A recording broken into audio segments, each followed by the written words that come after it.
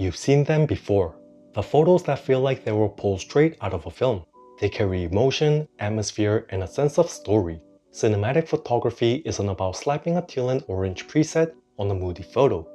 It's about creating images that imply there's more happening beyond the frame. It's shooting with the mindset of a filmmaker. Let me show you how to get cinematic photos with light, color, and emotion, so your photos start looking like stills from a story. So what makes a photo cinematic? It starts with emotion and curiosity. At the heart of every cinematic photo is a feeling. They hint at a larger world beyond the frame. If you nail this, your photo can still feel cinematic even with a weaker composition or unedited raw colors. To build that story, you need to capture moments that hint at a deeper narrative. Think gestures, solitude, or interaction. Don't settle for someone just walking across the frame or standing with a blank stare at their phone. Wait for that spark. Maybe someone with a straight face while another waves goodbye. Those complicated emotions give viewers something to build a story around. Or two people sharing a moment of love or sharing a wholesome moment will give you a feeling of warmth. It's about letting the viewers feel it. And sometimes it's about what you don't show. The frame doesn't need to spell everything out. Leave elements to the imagination, making your photos feel like a part of a larger tale. Try covering a subject's face, or not capturing the face at all, or letting something poke in from outside the frame, hooking the viewer with curiosity and letting them fill in the blanks. This will naturally lead to them making up a story in their mind. Let your focus be on feelings: loneliness, nostalgia, romance, and drama. What feeling do you want to convey, and what feeling does this moment show? Next, think like a filmmaker. You don't always need to capture everything in one frame. Movies are made of wide establishing shots, a bunch of medium shots, and some detail shots. Singular great home run shots are few and far between. So get in the habit of building a story with multiple frames. Most movies use a mix of wide-angle lens and a moderate telephoto. Wide-angle gives a sense of space and context, ideal for storytelling. Telephoto is often used to focus on emotion because it is great at subject separation. So play into the characteristic of the focal length. Shoot with a good mix of shallow depth of field and deep depth of field. When there's story involved, deeper depth of field provides context, but it doesn't need to be f16 all the time. If you have a bit of distance, even f5.6 can keep the out of focus areas sharp enough to add meaning and still have subtle subject separation. Then, you can use shallow depth of field to focus on emotion and details. Also, think layers: foreground, midground, and background. This adds depth and realism to your shots. Capture subjects through fabric, leaves, or reflections. These methods make the viewers feel like they're secretly peeking in from within the frame. And one of the most effortless ways to achieve that cinematic look is cropping your image to 1.85 by 1 or 2.4 by 1. Go crop any photo in this ratio, and even your normal nature photo suddenly feels like an establishing shot from a film. When I feel that a photo of mine has that cinematic feel, I crop them in 2.4 by 1. And just like that, the photo becomes much more cinematic. Symmetry and rule of thirds are common in cinema too, so it pays off to use classic composition rules. I also recommend experimenting with vintage lenses. The less than critical sharpness and the characteristics give off emotion that super sharp modern lenses struggle to capture.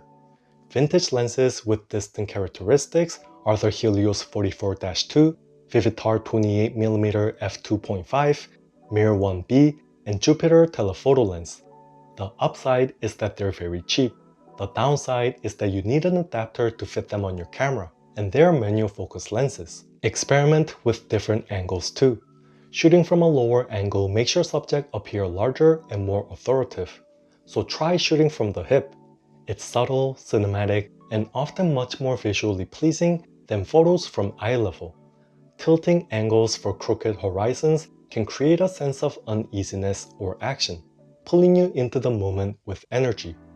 Next is an element that can build on emotion: light. Light shapes the moment, but the tricky part is we have no control over it. But I'll walk you through each kind so you can make it work for your images. First up, we have warm soft light, golden hour or early morning and late afternoon sunlight.